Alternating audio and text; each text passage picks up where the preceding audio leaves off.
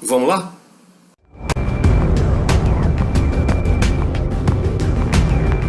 O livro de hoje, do especial Herdeiros de Lovecraft, é este aqui. The Ballad of Black Tom, de Victor Laval.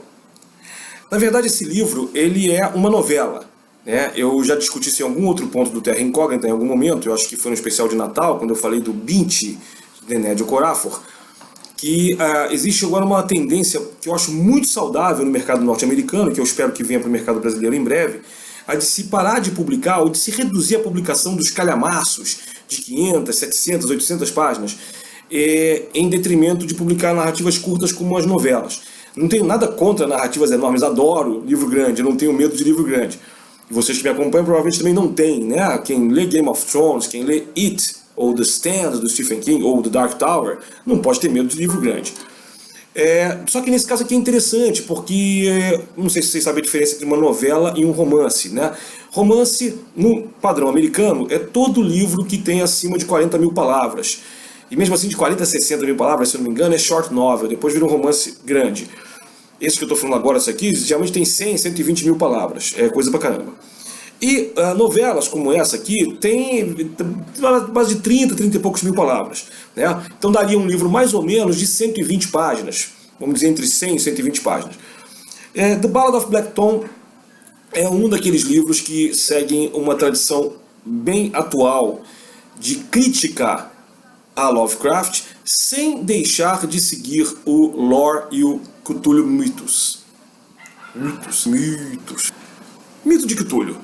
Pois bem, em 2011, a autora nigeriano-americana Nnedi Okorafor ganhou o World Fantasy Award por seu livro Who Fears Death, que agora já foi traduzido para o português e aqui tem o título de Quem Teme a Morte. É uma narrativa de fantasia, não é uma narrativa Lovecraftiana, tá? Mas ela ganhou o World Fantasy Award e criou-se uma polêmica aí. O World Fantasy Award, há décadas, ele tinha como troféu o busto de H.P. Lovecraft, feito pelo grande ilustrador e cartunista Graham Wilson.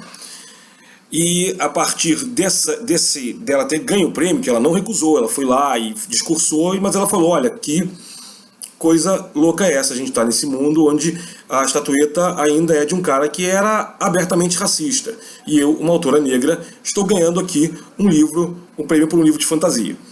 E instalou-se a polêmica, e eu não vou entrar nessa polêmica aqui agora, eu vou tentar depois referenciar para vocês links sobre isso, se vocês quiserem, mas o fato é que autores, por exemplo, como S.T. Joshi, que é reconhecido como a maior autoridade em Lovecraft no mundo, ele é um cara que até hoje bate o pé para dizer que Lovecraft não era racista.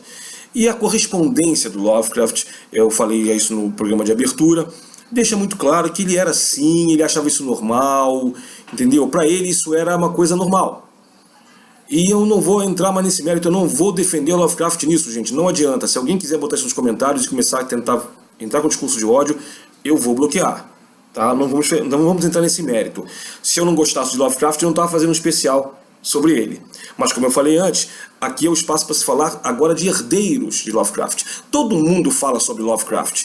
Eu não tenho nada a acrescentar sobre esse autor. O que eu tenho a acrescentar olha que bacana que tem autores de todos os tipos, de todas as etnias, de todas as cores, de todos os credos, de todas as religiões e de todas as identidades de gênero falando sobre temas Lovecraftianos. Então também isso não deixa dúvida de que as ideias de Lovecraft eram realmente fantásticas nos dois sentidos, né?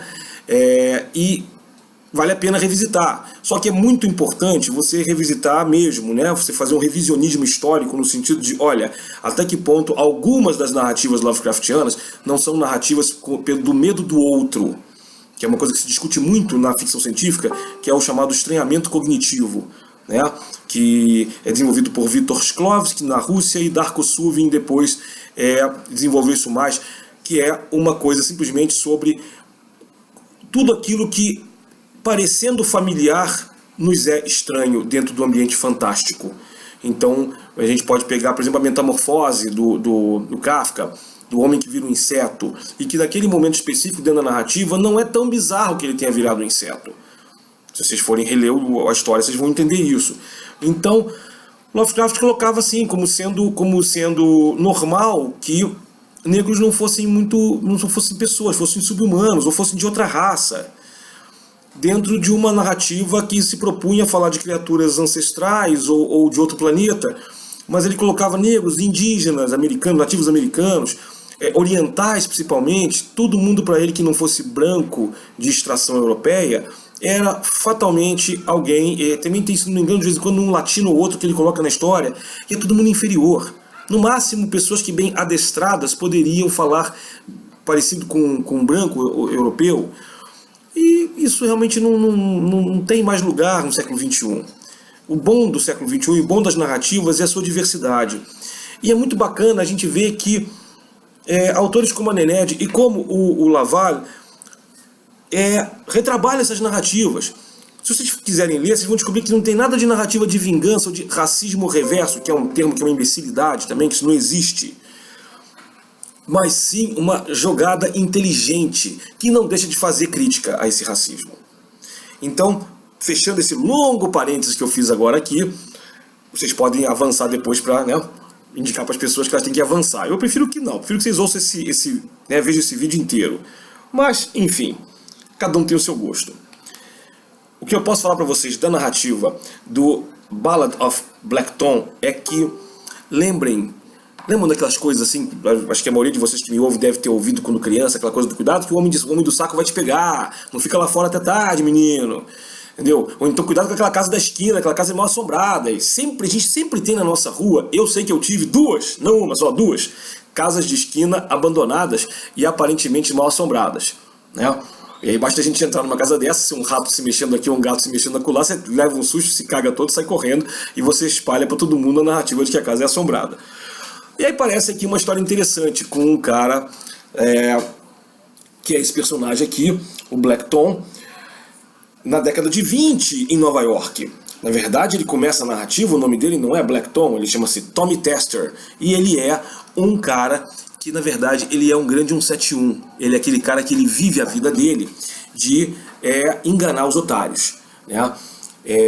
E também fazer uma espécie de serviço de courier aí, informal. Ele vive no Harlem de 1926, mais ou menos, com o pai, né? A mãe morreu há pouco tempo, o pai é um cara que trabalhou a vida inteira como pedreiro e é um cara envelhecido precocemente. Ele fala que o pai dele tem casa dos 50 e poucos anos e parece que tem 70 e poucos, e um cara arruinado. E sim, aí se coloca bem a questão do racismo, né, de você viver num bairro que até aquela época era exclusivamente negro, e de como se você tivesse que pegar um trem para uma outra parte da cidade. Ele vai para Red Hook, por exemplo, que, né, tem histórias do Lovecraft, o horror em Red Hook, né? E que é uma região de brancos. Então, só o fato dele entrar num trem para ir para lá já tem um estranhamento cognitivo do que eu falei aí, né? Dele ser hostilizado abertamente pelas pessoas. Mas o que acontece com o Tommy Tester é o seguinte: primeiro ele recebe ele vai fazer um serviço de courier para uma moça, para a senhora Ma'at, né? Ma aí é uma brincadeira, quer dizer Ma de mãe, né, de mother, que aí os presidentes negros americanos usam muito isso, usavam muito isso antigamente. E o Ma'at, vocês vão juntar e vocês vão entender o que está querendo dizer, que tem inclusive a ver com mitologias ancestrais e Lovecraftianas também. Ele entrega um livro para ela que ela estava procurando. Não é dito pra gente como ele consegue esse livro, mas é um livro de encantamentos. Ela também não parece ser totalmente humana, embora nesse momento ela pareça como humana para nós. Mas tem aquela coisa do mistério, Lovecraftiano, do indizível, fica pairando como sombra atrás dela, uma coisa bizarra. E o Tommy é um cara muito inteligente, senão ele não seria malandro, né? Ele entrega o livro para ela, mas faltando uma página. Isso será cobrado depois do livro para ele, né? E ele faz isso para que ela não feche esses encantamentos, porque ele já estava sabendo que esses encantamentos poderiam ser uma coisa muito perigosa e poderosa. E ele vai cumprir suas outras tarefas aí. E aí ele é achacado por dois policiais. A gente vai sabendo demais desses dois policiais, que são o Howard e o Malone. O Howard não tem o físico, apesar do nome, né? Não tem o físico do Howard Phillips, Lovecraft, mas é um cara bastante preconceituoso, bastante racista e agressivo.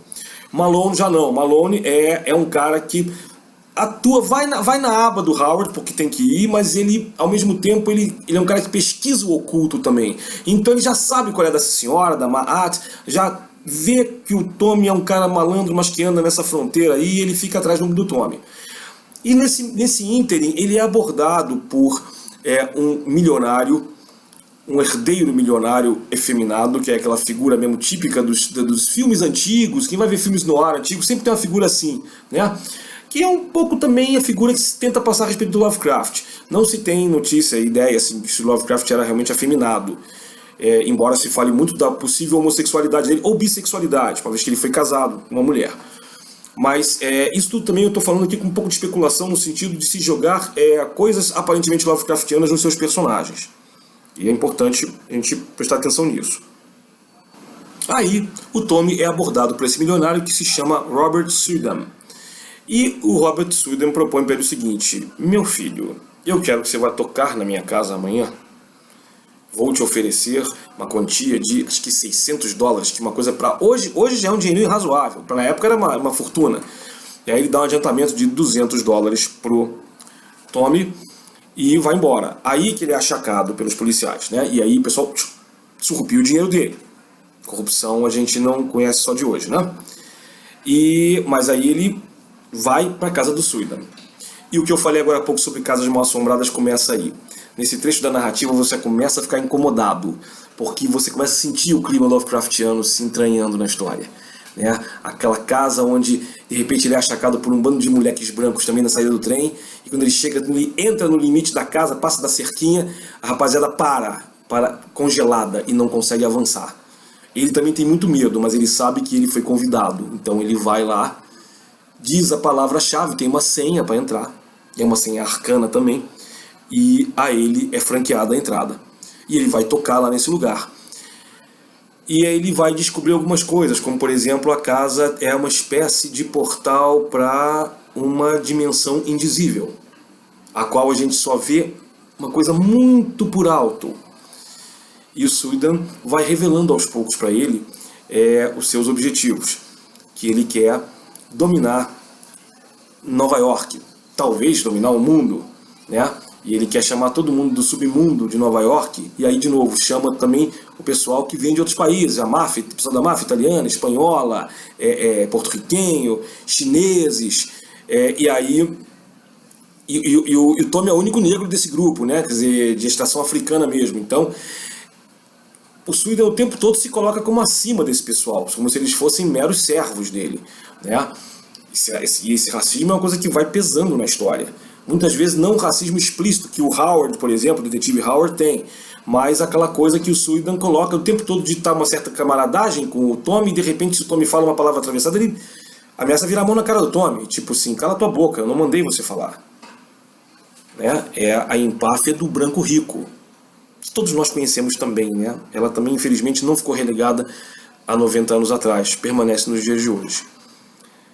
Seja como for, a narrativa vai se encaminhando por um momento em que todas essas forças vão se encontrando.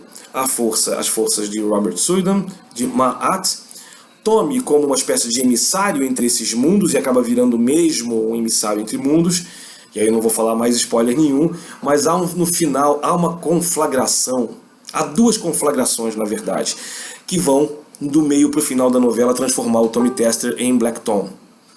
E essa transformação, embora ela não seja explícita, quando ela ocorre, a gente percebe toda a força das dimensões obscuras tomando conta daquela região, daquelas pessoas, principalmente do Tommy Tester.